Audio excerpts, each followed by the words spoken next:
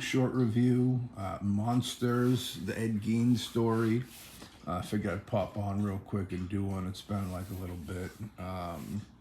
Big mini series, Netflix. I like the previous ones, Dama, the Menendez brothers. And then I got the Ed Gein. I heard about this a while back, a couple years ago. They said Charlie Hunnam is going to be playing Ed Gein, the son of anarchy himself. I don't know.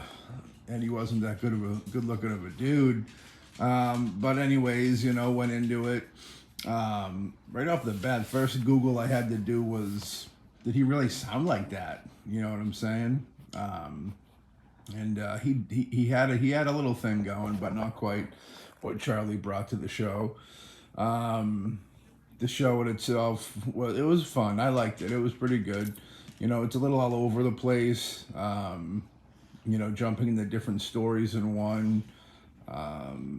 Different characters and influences on him. And then it also got into some of the people that he influenced, which I thought was interesting. They got into Psycho, the Alfred Hitchcock movie that was loosely based off him, the Norman Bates character. They got into the Texas Chainsaw Massacre. Even though they made Toby Hooper like a Middle Eastern guy, which was kind of weird. But they got into the Texas Chainsaw Massacre. They got into Silence of the Lambs. No Jonathan Demme cameo. You've seen the back of him. So like I said, a lot was going on. It was a little bit all over the place.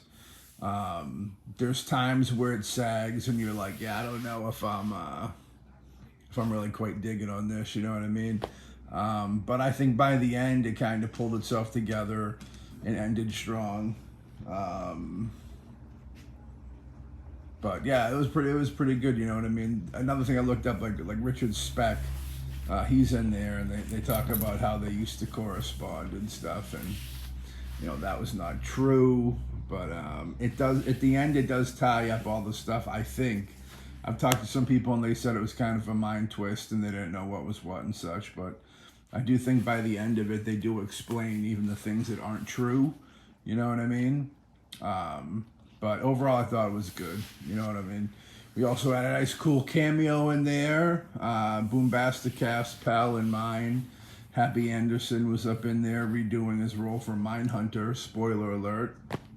But it's a journey. If you like the other ones, I'd definitely check into this one because it was good. Like I said, a little all over the place, but that's not a bad thing because by the end they do kind of tie it all together. But Ed Gein would be happy.